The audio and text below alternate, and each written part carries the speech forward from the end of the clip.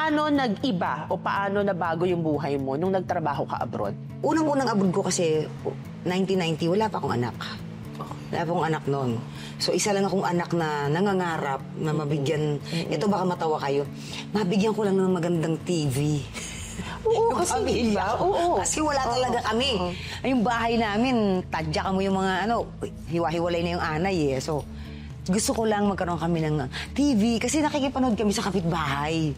So, sabi ko, pag nakapag-Japan ako, wala ako ng TV. Sinasaraduhan nyo kami, ha? Grabe kayo! Diba? So, kaya nung unang-unang sweldo ko nung nag-Japan ako, pinadala ko yun, binigyan ng TV.